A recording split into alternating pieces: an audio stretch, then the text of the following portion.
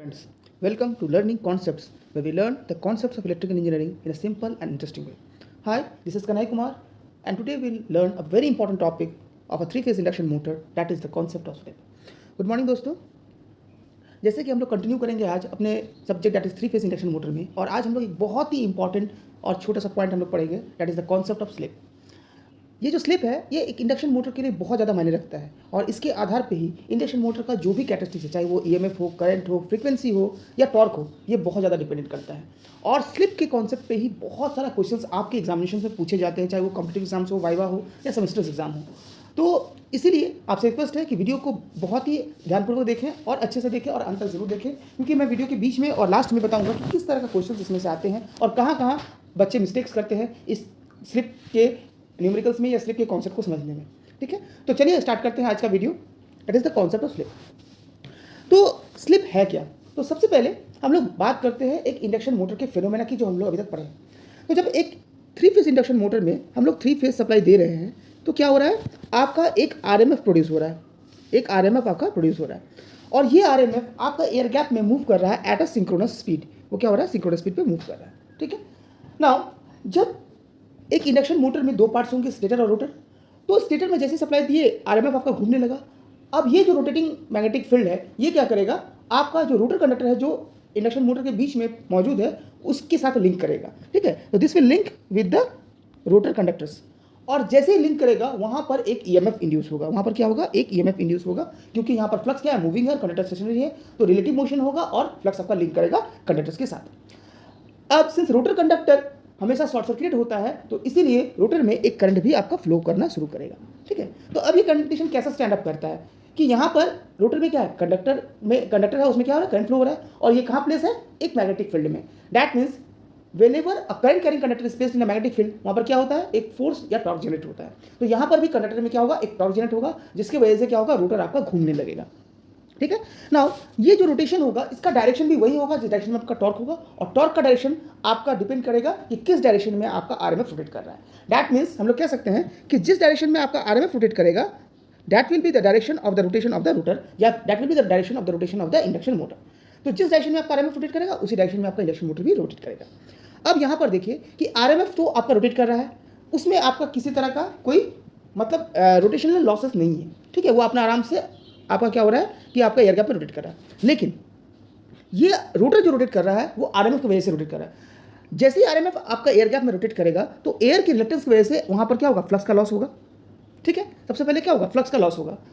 Flux का loss होने के बाद जो रिमेनिंग फ्लक्स बचेगा वही आपका क्या होगा, रोटर कंडक्टर के साथ लिंक करेगा. ठीक है, जैसे ही रोटर कंडक्टर में लिंक करेगा वहाँ पर आपका करंट इंड्यूस होगा, और जैसे ही करंट इंड्यूस होगा वो करंट कहाँ फ्लो करेगा, रोटर के कंडक्टर्स में. अब रोटर के कंडक्टर्स में अपना रेजिस्टेंस और रिएक्टेंसेस होगा, जिसकी वजह से रोटर के कंडक्टर में आपका एक इलेक्ट्रिकल लॉसेस होगा. क्या होगा, इलेक्ट्रिकल लॉसेस होगा. ठीक है, तो पहला लॉस हो गया आपका एयर में फ्लक्स का लॉस, फिर हो गया दूसरा इलेक्ट्रिकल लॉस. अब जो बचा हुआ पावर है that will be converted into torque. जो बचा हुआ पावर है वही आपका टॉर्क में कन्वर्ट होगा. ठीक है, अब जैसे ही टॉर्क में कन्वर्ट होगा और वो रोटर को घुमाना चाहेगा, अब क्या होगा, फ्रिक्शनल लॉसेज या मैकेनिकल लॉसेस पिक्चर में आएगा. तो फ्रिक्शनल लॉसेस जैसे ही आ जाएगा again there will be a power loss, और उस पावर लॉस के बाद जो बचेगा उसी के चलते आपका रोटर रोटेट करेगा. तो दैट मीन्स अगर हम लोग देखें कि आरएमएफ से आपका रोटर के घूमने तक आपका बहुत तरह का लॉसेस है, जिसमें फ्लक्स का लॉस है, इलेक्ट्रिकल लॉसेस है और मैकेनिकल लॉसेस है. इन तीनों लॉसेस की वजह से क्या हो रहा है कि रोटर में जो पावर जनरेट हो रहा है वो आपका एक्चुअल जो सप्लाई पावर है उससे कम हो रहा है, जिसकी वजह से रोटर का स्पीड क्या होगा, आरएमएफ से हमेशा क्या होगा, कम होगा. आरएमएफ से हमेशा कम होगा. ठीक है, तो यहाँ पर हम लोग क्या देख रहे हैं कि due to the losses the rotor has a lesser speed as compare to RMF. तो अगर हम लोग रोटर का स्पीड को एनआर लिखते हैं और एनआर लिखते हैं और आरएमएफ का स्पीड को एनएस लिखते हैं, तो हम लोग हमेशा कह सकते हैं कि NS will be greater than NR. तो यहाँ से हम लोग को देखने में क्या लग रहा है कि अगर ये लॉसेस ना होता तो रोटर आपका ज़्यादा स्पीड से घूमता, और लॉसेस की वजह से रोटर आपका कम स्पीड से घूम रहा है. लेट्स सी अनदर थिंग कि यहाँ पर ये लॉसेस क्या वाकई में आपके लिए नुकसानदेह है या ये लॉसेस सही में एक प्रॉफिट का काम कर रहा है. एक इंडक्शन मोटर में टॉर्क कब तक जनरेट होगा, एक इंडक्शन मोटर में टॉर्क तब तक जनरेट होगा जब तक उसके रोटर कंडक्टर में करंट इंड्यूस होगा, और करंट तब तक इंड्यूस होगा जब तक आपका आरएमएफ क्या करेगा, रोटर फील्ड को, रोटर कंडक्टर्स को कट करेगा. लेट अस सपोज कि रोटर भी अगर घूमने लगे, और रोटर हमेशा क्या होता है, आरएमएफ का डायरेक्शन में घूमता है, तो रोटर भी अगर आरएमएफ के डायरेक्शन में घूमने लगे तो रिलेटिव जो स्पीड होगा between the rotor and the RMF that will decrease. वो क्या हो जाएगा, आपका कम हो जाएगा. ठीक है, ये रोटर घूम रहा है और इधर आपका फ्लक्स भी घूम रहा है, तो रिलेटिव स्पीड घट जाएगा, और जैसे रिलेटिव स्पीड घटेगा तो जो फ्लक्स का लिंकेज होगा वो भी आपका रिड्यूस हो जाएगा। फ्लक्स का लिंकेज क्या होगा, रिड्यूस होगा, और करंट भी आपका धीरे धीरे रिड्यूस होना शुरू होगा। अगर एक समय आके आपका रोटर स्पीड और आरएमएफ का स्पीड सिंक्रोनस स्पीड बराबर हो जाएगा, उस समय रिलेटिव स्पीड क्या हो जाएगा आपका, जीरो।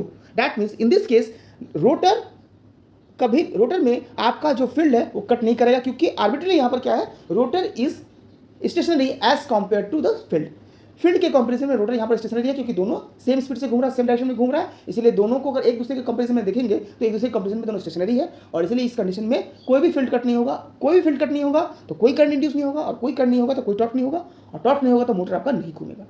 तो यहाँ से अगर हम लोग इसका कंक्लूजन क्या निकालते हैं कि अगर रोटर का स्पीड सिंक्रोनस स्पीड के बराबर हो जाए तो रोटर आपका कभी भी रोटेट नहीं कर पाएगा। दैट मीन्स एक इंडक्शन मोटर तभी तक रन करेगा जब तक आपका रिलेटिव स्पीड बना हो। दैट मीन्स जब तक रोटर का स्पीड आपका सिंक्रोनस स्पीड से कम हो तभी तक ही आपका रोटेट कर सकता है।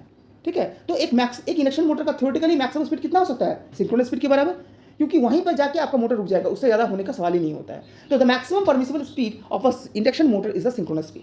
ठीक है, अब हम लोग देखते हैं कि अगर सिंक्रोनस स्पीड को गेन कर लेगा मोटर तो मोटर आपका रुक जाएगा, मतलब मोटर घूमेगा नहीं। तो हमेशा क्या चाहिए कि रिलेटिव स्पीड बना रहे, और उसके लिए क्या होना चाहिए कि रोटर का स्पीड हमेशा सिंक्रोनस स्पीड से कम होना चाहिए। रोटर का स्पीड क्या होना चाहिए, सिंक्रोनस स्पीड से कम होना चाहिए। और इसी वजह से क्या होता है, जो एक इनडायरेक्टली हम लोग ना चाहते हुए भी जो आपका इंडक्शन मोटर में लॉसेस हो रहा है, ये हमारे लिए एक प्रॉफिट का काम कर रहे हैं, क्योंकि इन्हीं लॉसेस की वजह से क्या होता है, रोटर का स्पीड हमेशा सिंक्रोनस स्पीड से कम होता है, और इसी वजह से रिलेटिव स्पीड बना रहता है और रोटर आपका हमेशा रन करता है। तो in this case induction motor के केस में जो फ्लक्स का लॉस है, जो इलेक्ट्रिकल लॉसेस और जो मैकेनिकल लॉसेस है, ये हमारी तरह एक वरदान की काम कर रहा है। ठीक है, सही में। चलिए अब देखते हैं तो क्या होगा कि जब तक इंडक्शन मोटर रन करेगा, that means there will be a difference between the synchronous speed and the rotor speed. दोनों स्पीड के बीच एक डिफरेंस होगा। तो यही जो डिफरेंस होता है between the synchronous speed and the rotor speed, इसको आपको कहा जाता है स्लिप स्पीड। तो क्या कहा जाता है आपका, स्लिप स्पीड। ठीक है, स्लिप स्पीड क्या है कि relative speed between the rotor and the stator, या फिर the difference between the synchronous speed and the rotor speed, या फिर इसको डिफाइन किया जाता है it is the speed at which the RMF is linking with the rotor conductors. RMF कितना speed से रोटेट कर रहा है, कितना स्पीड से आपका फ्लक्स को इन कंडक्टर में फ्लक्स लिंक कर रहा है, that is called the slip speed. तो तीन तरह से डिफाइन किया जा सकता है। पहला है difference between synchronous speed and rotor speed, दूसरा है दूसरा हो गया कि it is the relative speed between the stator field and the rotor, and third it is the speed at which the RMF is linking the rotor conductors. तो तीन तरह से आप स्लिप स्पीड को डिफाइन कर सकते हैं। अब सिर्फ ये स्लिप स्पीड ही डिटरमाइन करेगा कि एक इंडक्शन मोटर में कितना करंट इंड्यूस होगा और कितना उसमें टॉर्क प्रोड्यूस करेगा और कितना स्पीड से रोटेट करेगा, इसीलिए बहुत ही इंपॉर्टेंट फैक्टर हो जाता है। और इसीलिए स्लिप एक नया टर्म आता है जो होता है the relative speed between the slip speed and the synchronous speed. ये क्या होता है, relative speed slip S can be defined as the ratio of the slip speed to the synchronous speed. ठीक है, एक रेशियो है जो कि relative speed between the field and the rotor to the synchronous speed होता है। और हमेशा सिंस ये रेशियो है और एक टर्म है, इसीलिए इसको हमेशा परसेंटेज के टर्म में शो किया जाता है। इसलिए हम लोग कहते हैं percentage slip is equal to NS minus NR by NS into 100। ठीक है, समझ में आया। तो यही चीज़ यहाँ पर देखिए आपका लिखा हुआ है यहाँ पर। ठीक है, अब स्लिप का इंपॉर्टेंस क्या है, स्लिप का इंपॉर्टेंस यही है कि जब तक स्लिप है मतलब रोटर और सिंक्रोनस स्पीड के बीच डिफरेंस बना हुआ है, तभी तक आपका फ्लक्स रोटर को कट करेगा और तभी तक क्या होगा, रोटर में टॉर्क प्रोड्यूस होगा, रोटर आपका घूमेगा। तो अगर किसी भी मोटर में स्लिप नहीं है, ठीक है, या स्लिप का वैल्यू आपका 0 हो गया, तो वो मोटर कभी भी घूम नहीं सकता है।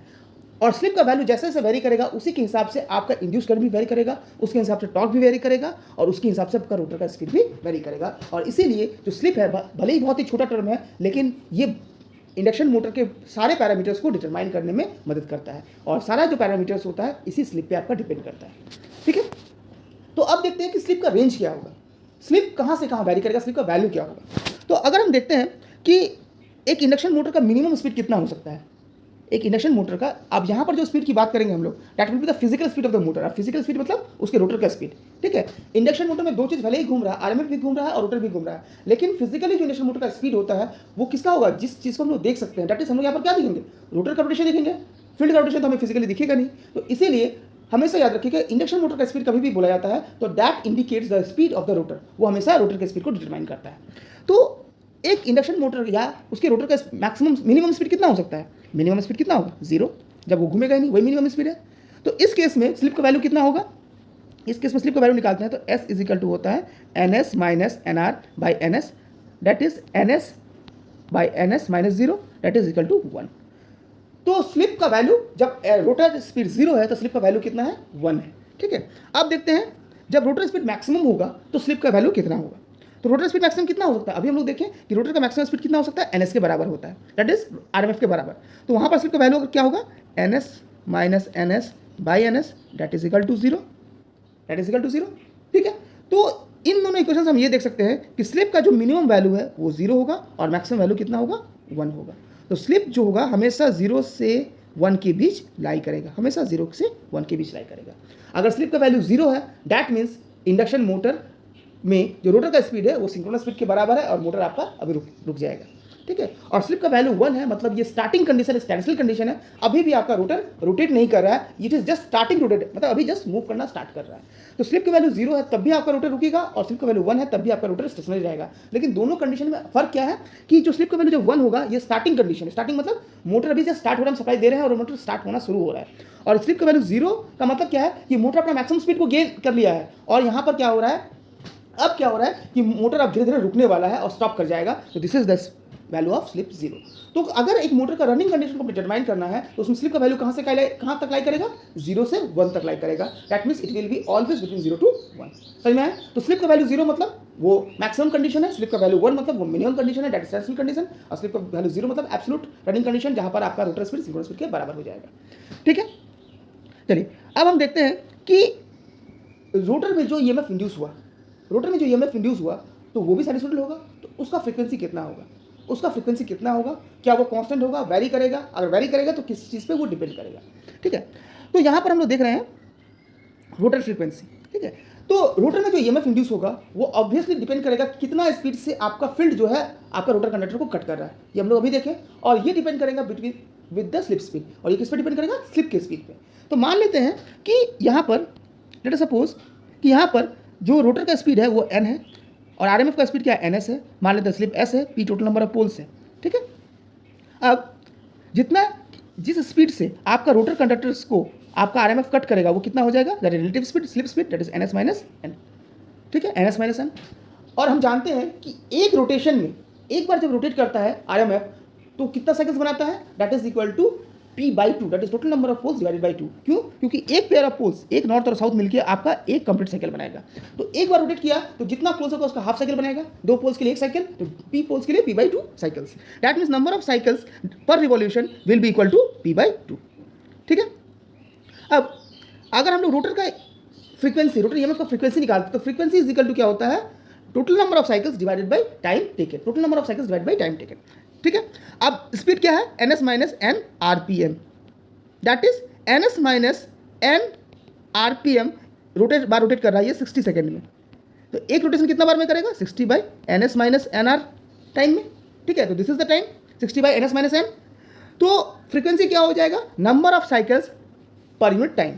तो इसको अगर पुट करेंगे F2s, F2 अब यहाँ पर याद रखिएगा 1 डिनोट करता है स्टेटर को, 2 डिनोट करता है आपका रोटर को। तो किसी भी पैरामीटर में अगर 1 लिखा हुआ है तो सारे पैरामीटर क्या किसके होंगे, आपके स्टेटर के होंगे, और अगर 2 लिखा हुआ है तो पैरामीटर डिनोट करेंगे आपके रोटर को। जैसा कि आपका ट्रांसफार्मर में होता है, 1 डिनोट करता था प्राइमरी को, 2 डिनोट करता था सेकेंडरी को, उसी तरह इंडक्शन मोटर में 1 डिनोट करेगा आपका स्टेटर को और 2 डिनोट करेगा रोटर को। तो यहाँ पर हम लोग लिखेंगे रोटर का फ्रीक्वेंसी निकालना है तो F2। अब S क्यों लिखें इसका कॉन्सेप्ट हम थोड़ी देर बाद बताते हैं।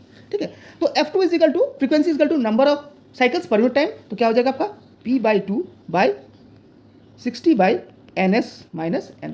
इसको अगर सॉल्व करेंगे तो यहाँ पर हो जाएगा p/2 into ns minus n by 60, that is p ns minus n by 120। ठीक है, p ns minus n by 120। ठीक है, तो रोटर का फ्रीक्वेंसी आपका हो जाएगा F2s is equal to p ns minus n by 120। ठीक है, अभी p कांस्टेंट है, p कांस्टेंट है, ns सिंक्रोनस स्पीड ये भी कांस्टेंट है।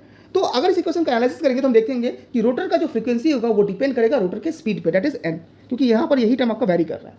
तो रोटर का स्पीड जितना चेंज करेगा उतना ही आपका क्या होगा, रोटर का फ्रीक्वेंसी भी वैरी करेगा। दैट मीन्स रोटर का फ्रीक्वेंसी जो है वो आपका कांस्टेंट टर्म नहीं है, वो वेरिएबल टर्म है। और इसीलिए रोटर का जो टर्म्स होता है उसको हम लोग 2 कंडीशन में डिनोट करते हैं। एक होता है स्टैंडस्टिल कंडीशन, जब मोटर रुका हुआ है, जब स्लिप का वैल्यू कितना होता है आपका, जब मोटर रुका हुआ था जब स्लिप का वैल्यू कितना होता है 1।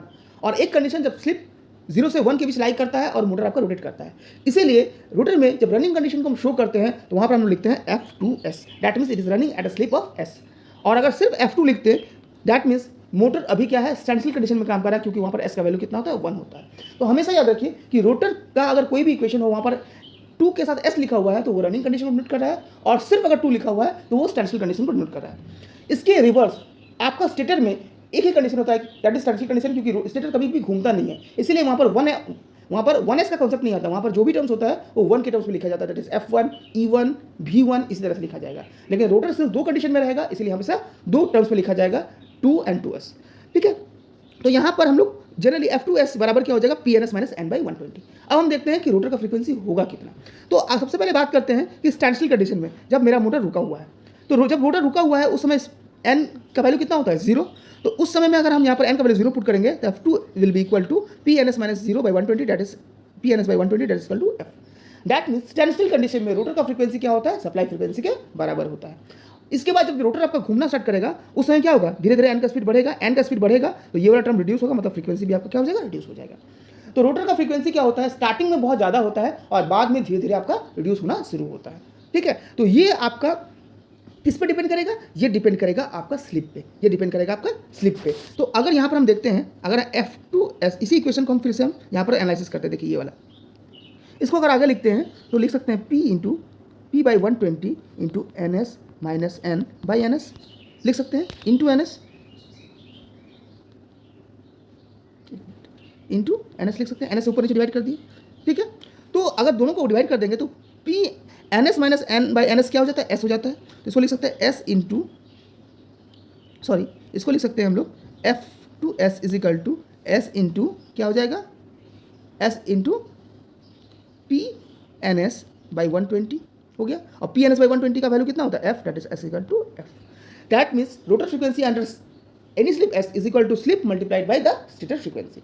मतलब अगर रोटर का फ्रीक्वेंसी कितना होगा अंडर रनिंग कंडीशन, वो डिपेंड करेगा हमेशा स्लिप पे। ठीक है, तो इसीलिए स्लिप बहुत ही इंपॉर्टेंट टर्म है, और स्लिप से आपका इंडक्शन मोटर का बहुत सारा चीज़ आपका डिपेंड करता है। जिससे पहले हम लोग देख रहे हैं कि उसका रोटेशन डिपेंड करता है, दूसरा हम दिख रहे हैं कि उसका फ्रीक्वेंसी भी आपका डिपेंड करता है। तो इसीलिए स्लिप का कॉन्सेप्ट बहुत ज़्यादा इंपॉर्टेंट है इंडक्शन मोटर में। आगे जो भी पैरामीटर्स हम लोग देखेंगे वहाँ पर भी स्लिप का कॉन्सेप्ट आपको बहुत ज़्यादा इंपॉर्टेंट देखने को मिलेगा। ठीक है, तो आई होप को समझ में आया होगा। अब हम लोग देखते हैं कि इस टॉपिक से क्वेश्चन क्या पूछे जाते हैं। पहला क्वेश्चन पूछा जाता है कि स्लिप का रेंज कहाँ से कहाँ तक वैरी करता है। तो स्लिप का रेंज 0 से 1 के बीच वैरी करता है। स्लिप 0 का मतलब क्या हो गया, स्लिप 0 का मतलब हो गया वो अभी रोटर क्या है, घूम रहा है और सिंक्रोनस स्पीड को गेन कर लिया है और मोटर अभी रुक जाएगा। और स्लिप का वैल्यू 1 का मतलब क्या हो गया कि रोटर अभी स्टार्ट होने वाला है, मोटर अभी घूम नहीं रहा है, रोटर का स्पीड क्या है 0 और हम सप्लाई दे रहे हैं, मोटर अभी घूमना स्टार्ट करेगा। तो 1 notes the starting condition, 0 notes the maximum running condition. ठीक है, रोटर का फ्रीक्वेंसी स्लिप पे डिपेंड करता है, जितना ज़्यादा स्लिप बढ़ेगा उतना ही रोटर का फ्रीक्वेंसी भी बढ़ेगा। अब एक चीज़ याद रखिए, स्लिप बढ़ रहा है मतलब क्या हो रहा है, रोटर का स्पीड आपका डिक्रीज कर रहा है। ठीक है, तो स्लिप और रोटर स्पीड में रिलेशन क्या है कि वो इन्वर्सली है। रोटर स्पीड अगर बढ़ेगा तो स्लिप आपका घटेगा, और स्लिप बढ़ेगा तो रोटर स्पीड आपका घटेगा। ठीक है, तो स्लिप से आपका बहुत सारा इंपॉर्टेंट क्वेश्चन है, इससे न्यूमेरिकल्स भी आता है। तो इस कॉन्सेप्ट को आप बढ़िया से देखेंगे, बढ़िया से इसको समझे। ठीक है, अगर किन्हीं को भी किसी भी टॉपिक में या कहीं पर भी समझने में दिक्कत हो तो प्लीज़ कमेंट कीजिए, और प्लीज़ वीडियो को लाइक शेयर ज़रूर करते हैं। ठीक है, तो आज आई होप आज आपको समझ में आया होगा। तो चलिए हम लोग फिर नेक्स्ट दिन एक नए टॉपिक के साथ फिर से स्टार्ट करेंगे। Till then good bye and take care.